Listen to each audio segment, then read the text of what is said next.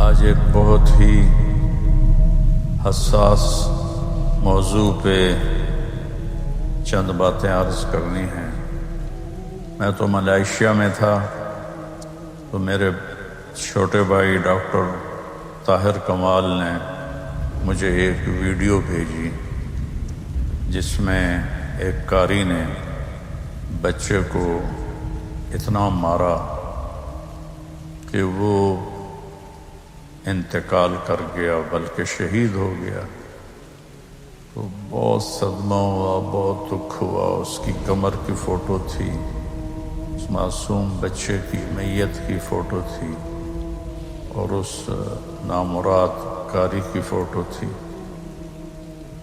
تو میں پرسوں واپس آیا ہوں ملائیشیا سے، تو میرے جی میں آیا کہ میں اس پر کچھ بات کروں۔ نہ یہ دین کا طریقہ ہے، نہ یہ اسلام ہے، نہ یہ اسلام کی خدمت ہے، نہ ہی میرے نبی نے یہ بتایا ہے۔ یہ ہمارے بر صغیر کی لعنت ہے کہ قاریوں کو کھلی چھٹی ہے، سوائے چند مدارس کے جہاں سختی سے ان کو پابند کیا جاتا ہے کہ وہ بچوں کو مارے نہیں۔ اس میں اللہ کا فضل ہے، میرا مدرسہ بھی ہے اور اس کی ساری شاخیں بھی ہیں کہ ہمارے بچوں کو کوئی استاد انگلی بھی نہیں لگا سکتا۔ یہ محبت کا دین ہے، محبت سے پڑھایا جاتا ہے۔ میرے نبی سراپا رحمت اور محبت بن کر آئے۔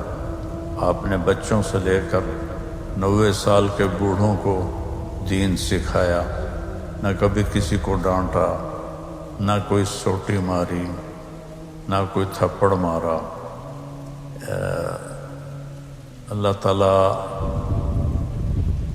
مجھے پہلے معاف فرمائے اور ان سب اہل مدرسہ کو معاف فرمائے جو اس کی احتیاط نہیں کرتے کہ جن کو وہ استاد رکھتے ہیں ان کو وہ پابند کریں کہ بچوں پہ نہ ہاتھ اٹھانا ہے، نہ سوٹی مارنی ہے۔ یہ منظر دیکھ کر تو لگتا ہی نہیں کہ وہ کوئی انسان تھا جس نے یہ سلوک کیا ہے۔ تو چوں کفر از کعبہ برخیزت کجا ماند مسلمانی، جب کعبے میں کفر ہوگا تو اسلام کہاں ہوگا؟ اسلام محبت کا دین ہے، اور میرے نبی کا فرمان ہے ان اللہ لا یعطی علی الرفق ما لا یعطی علی العنف۔ اللہ تعالیٰ نرمی پر وہ دیتا ہے جو سختی پر کبھی بھی نہیں دیتا۔ اور آپ نے فرمایا لو کان الرفق خلقا لما رأى الناس خلقا احسن منہ۔ نرمی کی اگر کوئی شکل ہوتی تو اس سے زیادہ حسین شکل کوئی نہ ہوتی۔ وَلَوْ كَانَ الْعُنْفُ خَلْقًا لَمَا رَأَى النَّاسُ خَلْقًا أَقْبَحَ مِنْهُ۔ اور اگر شدت اور سختی کی کوئی شکل ہوتی تو اس سے زیادہ بدصورت کوئی شکل نہ ہوتی۔ تو یہ شدت تو اسلام میں جائز ہی نہیں ہے، یہ تو ظلم ہے، یہ پڑھانا نہیں ہے۔ اس قسم کے قاری ظالم ہیں، اور بڑے دکھ درد سے کہنا پڑتا ہے کہ جتنے حفظ کے مدارس ہیں اس میں اکثریت 90-95% بچوں کے ساتھ قاریوں کا یہی حال ہوتا ہے، مار مار کے انہیں فنا کر دیتے ہیں۔ ایک دن اس بچے نے چھٹی کر لی، اس کو پیار سے بھی سمجھایا جا سکتا تھا، لیکن اس کو اتنا مارا کہ وہ مر ہی گیا۔ بچوں کے والدین پہ کیا گزری ہوگی۔ یہ ہم اپنے بچپن میں جب پرائمری اسکول میں پڑھتا تھا، رئیس آباد اپنے گاؤں میں ہی پرائمری اسکول میں نے 5ویں جماعت پاس کی، اور پھر سینٹرل ماڈل اسکول کا ٹیسٹ اللہ کے فضل سے میں نے کلیئر کر لیا، پتہ نہیں وہ کس طرح ہو گیا، بہت فرق تھا۔ تو پھر میں وہاں چلا گیا تو ہمارے استاد تھے ایک، وہ بڑے فخر سے کہتے کہ سانو ماں پیو آکھیا ہے کہ جس بچے دیاں کھل توڑی تے ہڈیاں ساڑیاں، انہوں اتنا مارو بے انہوں دی کھل لے جائے اور بس ہڈیاں ساڑیاں تے کھل توڑی۔ تو وہ پھر مارتے بھی اتنا ہی تھے، اتنا مارتے تھے، اتنا مارتے تھے کہ یا اللہ میری توبہ۔ اور میں تو چونکہ ایک علاقے کے با اثر آدمی کا بیٹا تھا تو مجھے نہیں مارتے تھے، نہ کبھی تھپڑ پڑا نہ سوٹی پڑی، لیکن باقی جتنے گاؤں سے بچے آتے تھے ان کو وہ بہت وحشیانہ طریقے سے مارتے تھے۔ اور یہی حال میں نے مدارس میں دیکھا ہے کہ اتنا مارتے ہیں، بچوں کی چیخیں ہوتی ہیں اور وہ ایسے ظالم ہوتے ہیں کہ ان کے کان پہ جو نہیں رینگتی، کوئی دل پہ اثر نہیں ہوتا۔ ایک معصوم بچہ دھاڑ دھاڑ رو رہا ہے اور اس پہ سوٹیاں برسا رہے ہیں۔ میں جب تلمبے میں داخل ہوا 1972 میں، رائے میں مجھے داخلہ نہیں ملا، تو وہاں سید اعظم شاہ صاحب رحمۃ اللہ علیہ ایک چھوٹا سا مدرسہ تھا، 10-11 لڑکے تھے، کتابوں کے اور باقی حفظ کا مدرسہ تھا۔ تو میں اس میں داخل ہو گیا، 7-8 مہینے پڑھا، پھر مجھے رائمنڈ میں داخلہ مل گیا، میں وہاں چلا گیا۔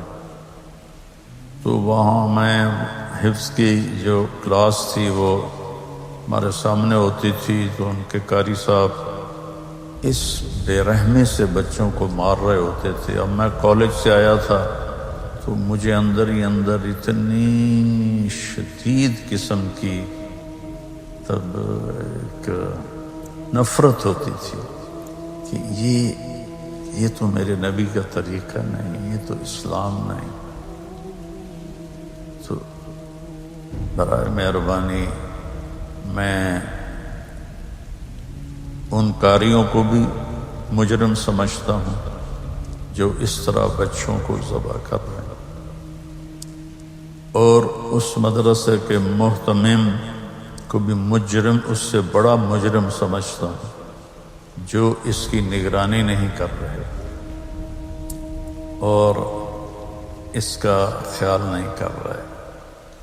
مجھے ایک واقعہ یاد آیا کہ مفتی رفیع صاحب رحمۃ اللہ علیہ دارالعلوم کراچی، انہوں نے سختی سے منع کیا ہوا تھا کہ بچوں کو، مجھے کسی نے سنایا اس لیے میں روایت نقل کر رہا ہوں، چشمدید نہیں ہے، نہ ہی ان سے براہ راست سنا ہے، لیکن ایک معتبر آدمی سے سنا۔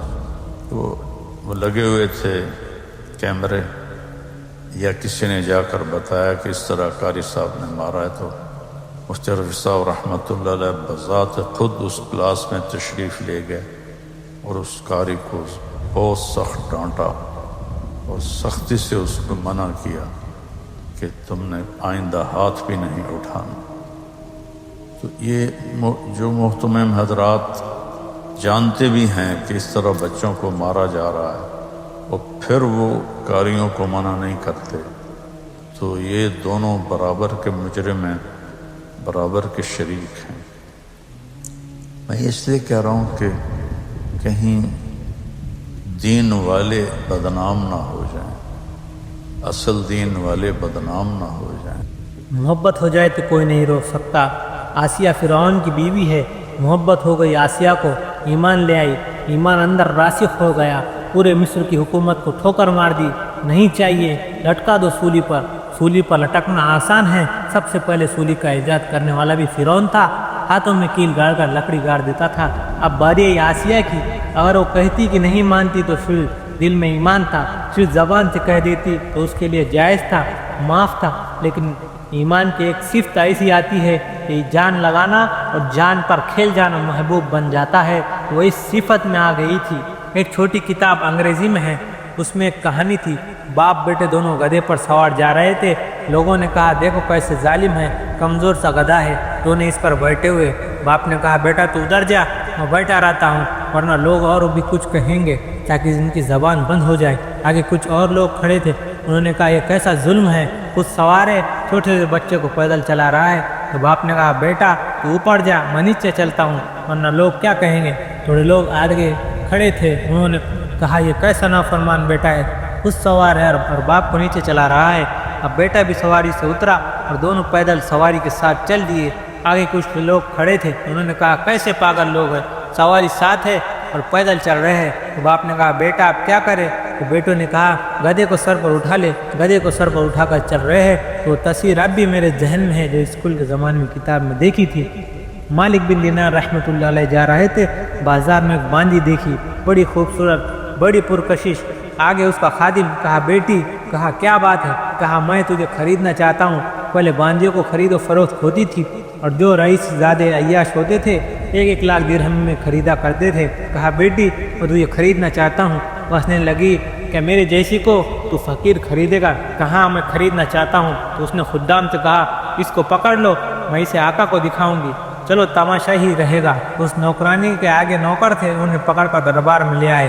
ان کا سردار تخت پر بیٹھا تھا، ہنسنے لگی، کہا آقا آج ایک بڑا لطیف ہو گیا، کہا یہ بڑے میاں کہتے ہیں میں تمہیں خریدنا چاہتا ہوں۔ ساری محفل ہنسنے لگی۔ اس نے کہا بڑے میاں کیا واقعی آپ خریدنا چاہتے ہیں؟ تو کہا ہاں میں خریدنا چاہتا ہوں، کیا پیسے دو گے؟ کہنے لگے ویسے تو بہت ہی سستی ہے، میں زیادہ سے زیادہ کھجور کی 2 گٹلیاں دے سکتا ہوں۔ صحیح گٹلیاں نہیں، وہ گٹلیاں جنہیں چوس کر پھینک دیا ہو، ان پر ذرا بھی کھجور نہ لگی ہے۔ وہ سارے ہنسنے لگے، سردار بھی ہنسنے لگے۔ بڑے میاں یہ آپ کیا کہہ رہے ہیں؟ کہا بات یہ ہے کہ اس میں بہت ساری خامیاں ہیں، اس کی وجہ سے کہہ رہا ہوں۔ تو اس مالک نے کہا کیا ہے؟ کہا کھجبو نہ لگائے تو اس کے پسینے سے بدبو پڑ جائے، روزانہ دانت صاف نہ کرے تو منہ کی بدبو سے قریب بیٹھنا مشکل ہو جائے، روزانہ کنگھی نہ کرے تو سر میں جوئیں پڑ پڑ کر تیرے سر میں بھی پڑ جائے، 4 سال اور گزر جائے تو بوڑھی ہو جائے گی، پیشاب پاخانہ اس میں، غم اس میں، دکھ اس میں، لڑائی اس میں، غصہ اس میں، اپنی خواہش پوری کرنے کے لیے تجھ سے محبت کرتی ہے، اس کی محبت سچی نہیں، غرض کی محبت ہے۔ ایک لونڈی میرے پاس بھی ہے، خریدو گے؟ کہا وہ کون سی ہے؟ کہا وہ بھی سن لو۔ کہا وہ مٹی سے نہیں بنی ہے، مشک، عنبر، زعفران اور کافور سے بنی ہے، اس کے چہرے کا نور اللہ تعالیٰ کے نور سے ہے، اس کی کلائی صرف کلائی 7 دنیا کے اندھیروں میں آ جائے تو 7 دنیا کے اندھیرے روشنیوں میں بدل جائیں گے، اور اس کی کلائی سورج کو دکھائی جائے تو سورج اس کے سامنے نظر نہیں آئے گا، غروب ہو جائے گا۔ سمندر میں پھونک ڈالے سمندر میٹھا ہو جائے، مردوں سے بات کرے تو مردوں میں روح پیدا ہو جائے، زندوں کو ایک نظر دیکھ لے کلیجے پھٹ جائے، اپنے دوپٹوں کو ہوا میں لہرا دے تو سارے جہاں میں خوشبو پھیل جائے، 7 سمندر میں ٹھوک ڈال دے میٹھا ہو جائے۔ زعفران کے باغات میں اور مشک کے باغات میں پروان چڑھی ہے، تسنیم کے چشم کا پانی پیا ہے اور اللہ تعالیٰ کی جنت میں پروان چڑھی ہے۔ اپنی محبت میں سچی ہے، بے وفا ہرگز نہیں، محبت میں سچی ہے، وفا میں پکی ہے، نہ حیض نہ نفاس ہے، نہ پیشاب ہے نہ پاخانہ ہے، نہ غصہ ہے نہ لڑائی، ہمیشہ راضی، وہ ہمیشہ جوان، وہ ہمیشہ ساتھ رہتی ہے، اس پر موت نہیں آتی۔ اب بتا میرے والی زیادہ بہتر ہے یا تیرے والی زیادہ بہتر ہے؟ کہنے لگا جو آپ نے بیان کی ہے وہ بہتر ہے۔ کہا اس کی قیمت بتاؤں؟ کہا بتاؤ۔ کہا 2 گٹلے سے بھی سستی ہے۔ کہا اس کی قیمت کیا ہے؟ تو آپ نے کہا اس کی قیمت ہے اپنے مولا کو راضی کرنے میں لگ جا، مخلوق کو راضی کرنا چھوڑ دے، خالق کو راضی کرنا اپنا مقصد بنا لے۔ جب آدھی رات گزر جائے، جب سارے سو رہے ہو تو اٹھ کر 2 رکعت اندھیرے میں پڑھ لیا کر، یہ اس کی قیمت ہے، یہ اس کی قدر ہے۔ جب خود کھانا کھائے تو غریب کو بھی یاد کیا کر کہ کوئی غریب بھی ہے جس کو پہنچاؤں، یہ ہو جائے تو یہ تیری ہو گئی۔ تو وہ اپنے باندی سے کہنے لگا تو نے سن لیا؟ تو اس نے کہا سن لیا۔ کہا اللہ تعالیٰ کے نام پر آزاد، سارے نوکر آزاد، سارا مال صدقہ، ساری دولت صدقہ، اور اپنے دروازے پر جو پردہ تھا وہ اتار کر کرتا بنا لیا، اپنا لباس بھی صدقہ۔